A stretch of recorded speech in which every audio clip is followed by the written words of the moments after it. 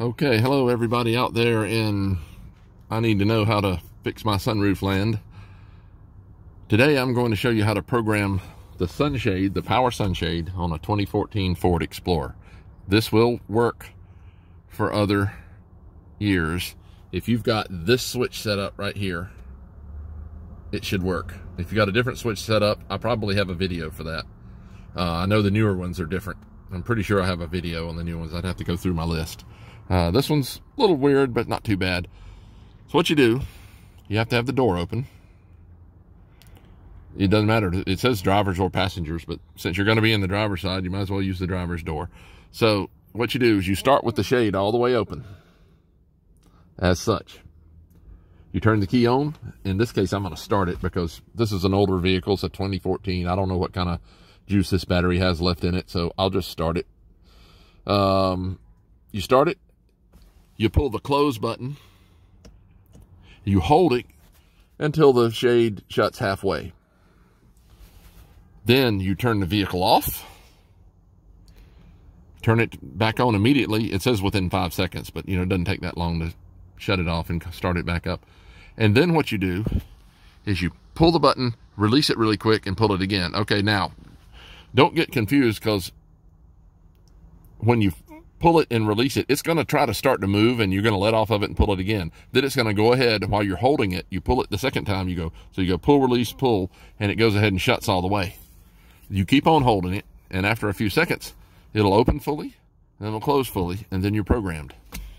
Now, if yours is stuck somewhere between here and there, maybe your battery died and the motor lost its programming, don't freak out if it maybe when you go to shut it, the first time it only shuts halfway. Just go ahead and program it anyway. And you might have to do it 2 or 3 times, and it'll finally line itself up. That's what I had to do with this one. I just put a sunroof track in this one. That's why I'm doing this.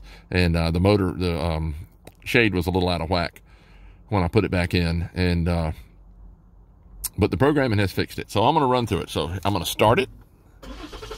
All right. So I'm going to pull the button and hold it. And you're going to see the shade shut, and it's going to shut halfway. And then we're going to shut it off. All right, when it goes shuts halfway, stop. All right, I'm shutting it off. Now I'm going to start it right back up. Now watch this. I'm going to go pull, left. All right, did you hear it start to move? It started to move, and then I let off. And now I'm holding it now. Now it's shut. Now give it a few seconds. Yep, now I'm going to keep holding it. I'll never have let off of it after I pulled it the second time. It's going to go all the way open. And that's going to come all the way shut. And it's just looking for the limits of travel. It goes as far as it'll go one way, and the motor remembers that.